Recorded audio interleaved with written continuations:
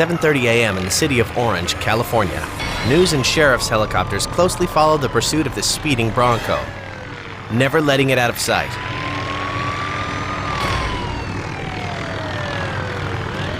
A few minutes ago, an eyewitness actually saw the gang members in this Bronco rob and shoot an innocent person in cold blood.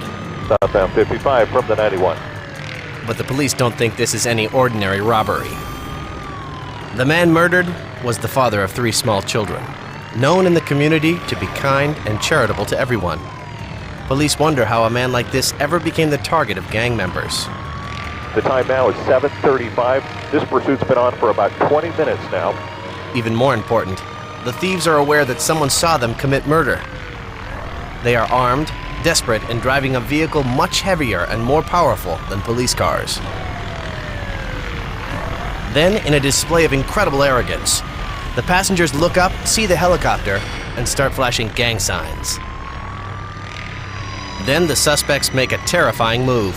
Realizing they can't elude cops on the freeway, they head for the one area where the cops will have to slow down: a school zone. It's Lincoln just west of Tustin. The pursuit leader decides there's no more time to wait. He gets ready to spin the car out with a ramming technique called the pit maneuver. Okay, they're going to do the pit maneuver. Pit maneuver right here. There it is. Spun out. With a vehicle this heavy, the pit maneuver has to be done with perfect timing. And this one sends the SUV spinning around and flying into a back-breaking crash.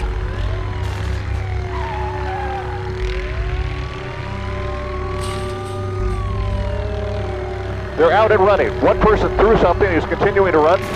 Shots been fired. Shots been fired. The passenger is out with stolen money fluttering around him. Police bullets ricochet off the curb. Shots been fired. Shots been fired. The suspect instantly hugs the ground in surrender. It's prone down. The passenger who was throwing the gang signs before now has his arms out the window again. But this time, all his macho is gone. The police dog is brought up to make sure the car is empty. Once the check is complete, officers move in. The second suspect is ordered to back toward the police. One of the suspected killers turns out to be a 17-year-old boy. Now facing a murder charge, his life is virtually over. However, the most bizarre part of this story is yet to unfold. As they interrogate the suspects, the investigators realize that the gangbangers committed the robbery miles from their home, in a neighborhood they would never go into. It seems very unlikely they acted alone. Unbelievably, the next day detectives arrest the victim's older sister and charge her with arranging the murder of her very own brother. A bitter family dispute had turned into murder for hire, and these hard-bitten gangsters were only too glad to do the job. It seems the nicest man in town had the world's most vicious sister. But justice would never have been found in this case if not for the successful end to a pursuit, when the police took these killers off the streets for good.